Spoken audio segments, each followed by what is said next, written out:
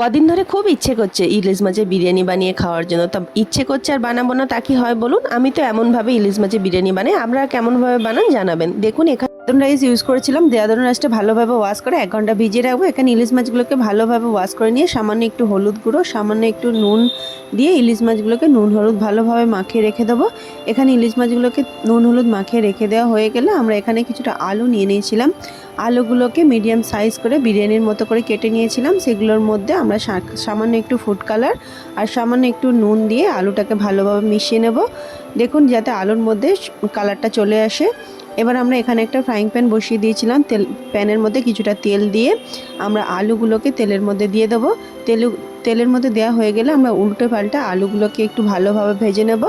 সমস্ত আলুগুলো একটু লাল লাল করে ভাজা হয়ে গেলে আলুগুলোকে আমরা একটা প্লেটের মধ্যে তুলে রেখে দেব। দেখুন আমাদের সব আলুগুলো ভাজা হয়ে গেছে। আমরা এখানে সমস্ত আলুগুলো তুলে নেওয়া হয়ে গেলে এখানে আমরা 2-4টে পেঁয়াজকে মিডিয়াম সাইজ ছোটো ছোটো পাতলা পাতলা করে কেটে নিয়েছিলাম। সেই পেঁয়াজগুলোকে আমরা তেলের মধ্যে দিয়ে দেবো বেরেস্তা করার জন্য। তো কন্টিনিউ নেড়ে চেড়ে আমরা এমনিভাবে বেরেস্তাটা বানিয়ে নেব। দেখুন আমাদের বেরেস্তাটা বানানো হয়ে গেছে। এবার আমরা একটা প্লেটের মধ্যে তুলে নেব যাতে পেঁয়াজগুলো আরও পুড়ে না যায়, একটু ভালোভাবে খেলিয়ে রেখে দেব। এখানে আমরা কিছুটা একটা বাটির মধ্যে 2 থেকে 3 চামচ ফ্রেশ টক দই নিয়েছিলাম। আর নিয়ে নেবো সামান্য একটু হলুদ গুঁড়ো, সামান্য একটু জিরে গুঁড়ো, সামান্য একটু ধনে গুঁড়ো আর একটু দিয়ে দেবো কালারের জন্য কাশ্মীরি লাল লঙ্কা গুঁড়ো দিয়ে দইয়ের মধ্যে ভালোভাবে দইটাকে ফেটিয়ে নেব। দেখুন দইটা ফেটানো হয়ে গেলে আমরা একটা কড়াইয়ের মধ্যে কিছুটা তেল দিয়ে দিয়েছিলাম। তেলটা একটু ভালোভাবে গরম হয়ে গেলে আমরা ইলিশ মাছগুলোকে এখানে ভেজে নেব। হালকা করে ইলিশ মাছগুলোকে এখানে আমরা ভেজে নিয়েছি। উল্টে পাল্টে ভাজা হয়ে গেলে আমরা একটা প্লেটের মধ্যে তুলে রেখে দেব। সব মাছগুলো তুলে রাখার পর এখানে যে তেলটা বেঁচে থাকবে সেই তেলের মধ্যে আমরা দুটো ছোটো মিডিয়াম সাইজের পেঁয়াজকে বেটে নিয়েছিলাম, সেই পেঁয়াজটা দিয়ে দেবো। দিয়ে ভালোভাবে ভেজে নিয়ে এখানে যে টক দইয়ের মিশ্রণটা করে রেখেছিলাম সেটা দিয়ে ভালোভাবে কষিয়ে নিয়ে কিছুটা কাঁচা লঙ্কা দিয়ে দেবো। কাঁচা লঙ্কা দিয়ে আবারও ভালোভাবে কষিয়ে নিয়ে এখানে ছোটো চামচ রসুন বাটা আর সামান্য একটু দিয়ে দেবো আদা বাটা। এমনিভাবে দিয়ে ভালোভাবে সবগুলোকে কষিয়ে নেব। আর সামান্য একটু গরম মশলা দিয়ে দেবো, অল্প একটু কেওড়া জল, অল্প একটু গোলাপ জল দিয়ে ভালোভাবে মশলাটাকে কষিয়ে যখন কষানো হয়ে যাবে তেলটা ছেড়ে আসবে তখন নুন দিয়ে দেবো স্বাদ মতো। নুনটা দেওয়া হয়ে গেলে আমরা ইলিশ মাছগুলোকে 2-1 মিনিট এই গ্রেভির মধ্যে ফুটিয়ে নেব যাতে মশলার ফ্লেভারটা মাছের মধ্যে ঢুকে যায়। তো সব মাছগুলো আমরা দিয়ে 2-1 মিনিট ফুটিয়ে নিয়ে মাছগুলোকে দেখুন আমরা একটা প্লেটের মধ্যে আলাদাভাবে তুলে রেখে দেবো, কারণ ইলিশ মাছ খুব সহজে ভেঙে যায়, ওই জন্য আমরা তুলে রেখেছিলাম। তো এই গ্রেভির মধ্যে এবার যে আমরা আলুগুলো ভেজে রেখেছিলাম সেই আলুগুলোকে দিয়ে দেবো।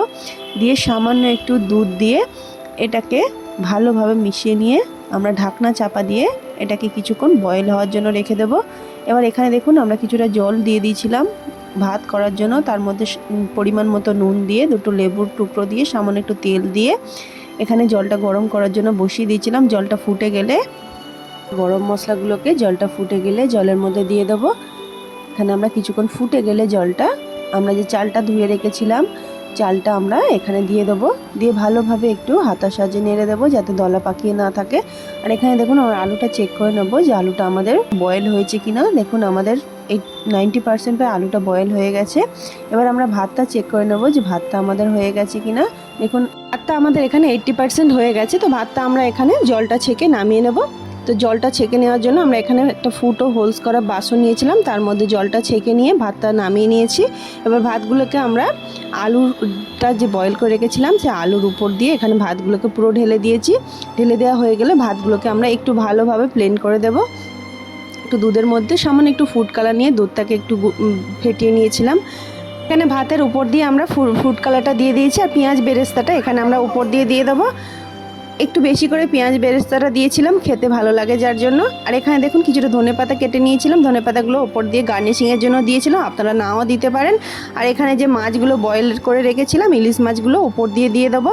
আর এটাকে ঢাকনা চাপা দিয়ে 15 মিনিট একটু স্টিম করে নেব। স্টিম করে নিলে আমাদের রেসিপিটা রেডি হয়ে যাবে। সাধারণ লোভনীয় হয়েছিল, আপনারা অবশ্যই আবার বাড়িতে বানিয়ে ট্রাই করবেন। আর রেসিপিটা কেমন লাগলো অবশ্যই জানাতে ভুলবেন না। ভালো লাগলে ফলো করে পাশে থাকবেন। ধন্যবাদ।